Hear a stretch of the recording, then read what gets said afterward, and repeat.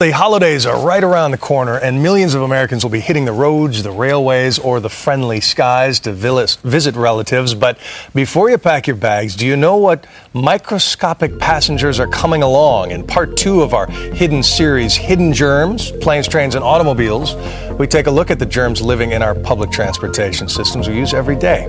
Here's ABC's Nancy Cordes.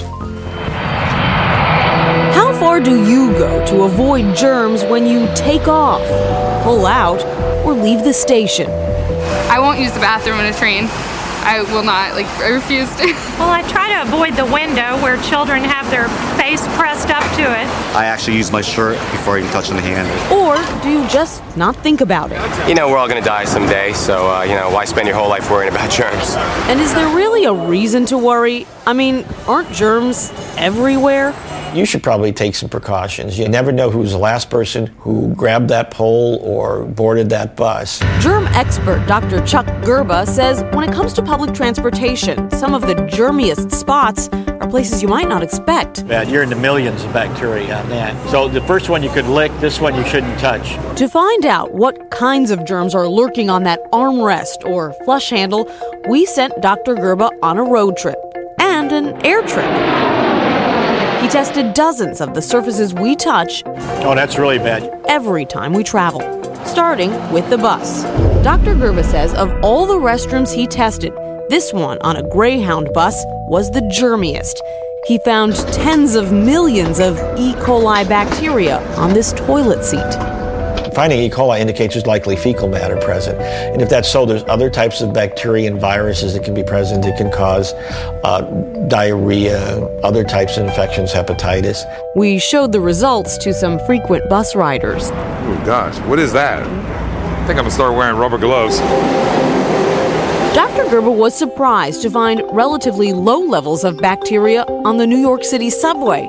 But he did find elevated levels of mold, a potential problem for people with allergies. What is that, a pizza? No. A nasty looking pizza? That's a combination of mold and bacteria. Dr. Gerba was not prepared for what he found on an Amtrak train. Millions of coliform on restroom sink handles. That's a bacteria that can indicate fecal contamination. Plus, high bacteria levels on cafe car tables. And MRSA, a bacteria that can cause skin infections on the armrests. We always found large numbers of bacteria on Amtrak surfaces. Usually we were finding maybe 10 to 100,000 bacteria per square inch. Next, Dr. Gerba collected germ samples on 4 flights. With a lower volume of passengers, he expected the airplanes to be the least germy mode of transportation of all. They were not. Some planes were fairly clean and some weren't. But surprisingly, almost all the food trays you pulled down had large numbers of bacteria on them. And inside the airplane restrooms we tested, Dr. Gerba found E. coli on the toilet seat, the sink, and the flush handle. This is what you have to look forward to on your flight home tomorrow. It's disgusting. Something's growing, something's alive. Do they not clean the planes? Do they not wipe them down and spray anti-bac? On all the planes, trains, and buses, Dr. Gerba found high bacteria levels on spots that are tough for cleaners to reach, like luggage racks. He says hand sanitizer should be a must for regular commuters. Remember, you're always gambling with germs. And the whole idea is here not to become over paranoid, but to keep the odds in your favor all the time. We should mention we spoke to a number of companies that operate planes, trains, and buses. Representatives from Greyhound, for example, told us the buses are cleaned at least once a day. The Metro Transit Authority in New York said the same thing about the subway cars. Amtrak told us their trains are cleaned thoroughly at the end of each trip.